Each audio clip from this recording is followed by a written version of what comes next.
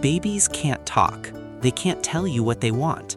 But scientists have spent decades figuring it out anyway. And the answer isn't toys, and it isn't screens.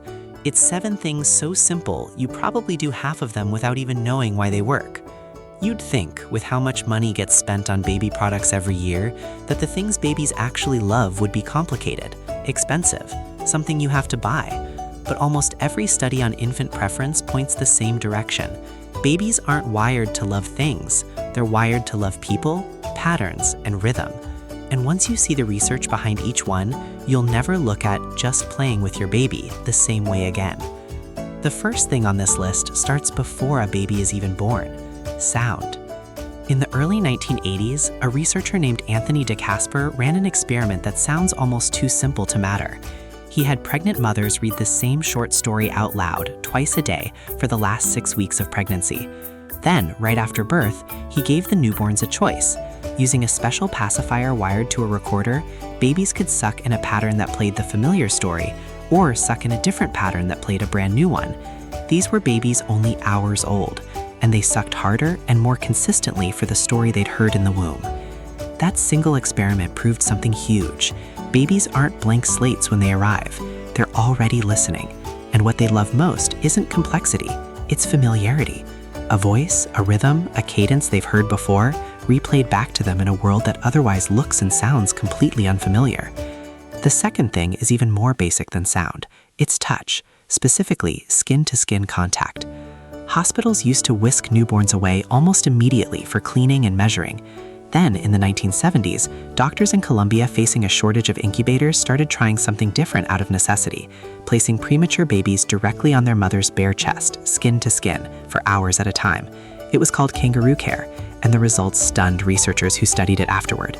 Babies who got regular skin-to-skin contact had steadier heart rates, better temperature regulation, and gained weight faster than babies kept in incubators alone. What's happening underneath that isn't just warmth. Skin-to-skin contact regulates a newborn's nervous system almost like an external thermostat. Their breathing sinks closer to normal, their stress hormones drop, and their heart rate steadies out. A baby's body, left alone, is still learning how to regulate itself. Your chest, quite literally, helps it practice. The third thing babies love sounds almost too obvious to be science: faces. In 1961, a psychologist named Robert Fance ran a now famous study. He showed newborns, some barely a few days old, 2 flat discs side by side. One had a scrambled pattern of facial features, the other had those same features arranged like an actual face: 2 eyes, a nose, a mouth. Fance tracked exactly where the baby's eyes lingered, and over, infants stared longer at the face-like pattern, even though they'd barely had time to learn what a face was supposed to look like. That preference isn't something babies pick up. It looks like something they arrive with, a built-in bias toward face-shaped patterns, probably because faces are the single most useful thing a newborn can learn to read. Every time you lock eyes with your baby, you're feeding a system that was specifically built to crave exactly that. The fourth thing follows directly from the third, but it's not just any face, it's contrast. Newborn vision is blurry, almost like looking through frosted glass. Babies can't see soft pastel colors clearly at all in the first few months.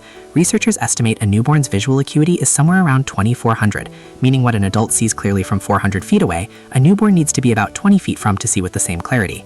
What they can see, remarkably well, is stark black and white contrast, sharp edges. Bold patterns. That's why high-contrast books and toys aren't just a marketing trend. They're built directly off decades of infant vision research. A newborn staring intently at a black and white swirl isn't randomly fascinated. Their underdeveloped visual system is finally being handed something it's actually capable of processing clearly, and it's soaking it in. The fifth thing brings scent into the picture, and it's one of the most specific preferences researchers have ever documented. The sixth thing on this list is motion, specifically rocking. This one has roots that go back further than any modern study. Every culture and every era researchers have looked at rocks its babies. Cradles, slings, rocking chairs, the instinct shows up everywhere, independently. And when scientists finally studied why, they found something surprising. Gentle, rhythmic motion doesn't just soothe a crying baby, it changes brain activity directly. Studies using EEG monitoring found that rocking can shift a baby's brainwave patterns toward the slower rhythms associated with sleep, faster than simply lying still ever does. Part of the explanation traces back to the womb itself. For 9 months, motion was the baseline. Every step the mother took, every shift in position, rocked the baby gently and constantly. Stillness for a newborn is actually the unfamiliar state. Motion is what feels like home. In a well-known study, researchers took breast pads worn by different mothers and placed them near newborns who hadn't yet been fed by their own mother. Given a choice between their own mother's scent and a stranger's, babies consistently turned toward their own mother's pad, some within just days of being born. Scent, it turns out, is one of the very first senses a baby can use to recognize a specific person. This isn't just a cute fact, it's functional. In the chaos of a brand new world, blurry vision, unfamiliar sounds, no language, scent is one of the few signals a newborn can lock onto reliably. It's a built-in way of saying, this is the person I know. The seventh thing is the one researchers now consider the most important of all, and it's not a sense, it's a pattern, contingency. In plain terms, cause and effect. In the 1970s, a psychologist named Edward Tronick designed an experiment that's since become one of the most cited studies in developmental psychology, the still face experiment. A mother plays normally with her baby, smiling, responding, mirroring the baby's expressions. Then on cue, she goes completely still-faced. No smiles, no reactions, nothing. Within seconds, the baby notices. They try harder to get a reaction, pointing, reaching, smiling wider. When nothing comes back, most babies become visibly distressed, some within less than 2 minutes. What that experiment revealed wasn't that babies love attention. It revealed that babies love response. A smile that gets smiled back, a sound that gets echoed, a reach that gets met.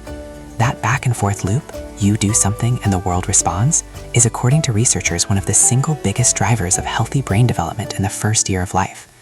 More than any toy, more than any flashcard, what a baby's brain is built to crave is proof that they can affect the world around them and that the world will answer back.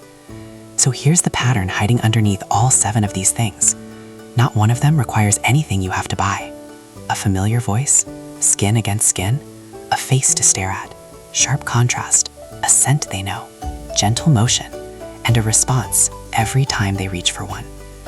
Decades of research across completely different labs studying completely different senses all point toward the exact same conclusion.